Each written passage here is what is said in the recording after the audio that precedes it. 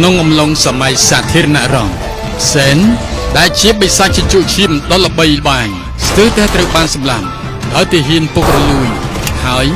ត្រូវបានជួយសង្គ្រោះដោយនារីពិការភ្នែកនិងមិត្តល្អបំផុតរបស់លោក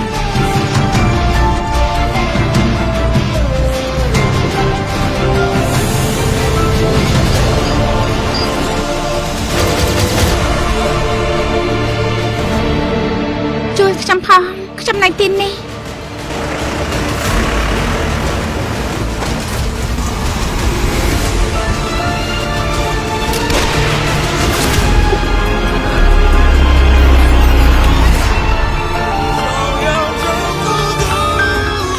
ខ្ញុំពេញចិត្តណាស់ខ្ញុំនឹកអ្នក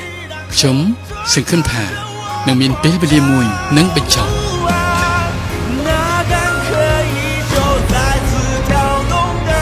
សម្រាប់ទៅថ្ងៃដែលគ្រូសាសេនបានជួបនឹងគ្រូមហន្តរាយការប្រព័ន្ធធ្វើឃាតបរាជ័យដែលក្រុមប្រតិបត្តិការយោធាដែលមានល្បិចកលគ្រប់វិធីអ្នកត្រូវតែស្លាប់លឹងឯកោទាំងពីរបានคล้ายជាខ្សែជីវិតតែមួយដែលបិសាចជញ្ជក់ឈាមអាយុមួយសតវត្សអាចស្វែងរកសុភមង្គលពិតបានដែរទេទទួលសិទ្ធិផ្ដាច់មុខដោយក្រុមហ៊ុន PPCTV រឿងធម្មពលត្បូងចម្លែកទាំង3មានផ្សាយជូនទស្សនាក្នុងពេលឆាប់ៗនេះនៅលើកញ្ចក់ទូរទស្សន៍ខ្សែការ PPCTV តែមួយគត់គឺប៉ុស្តិ៍លេខ9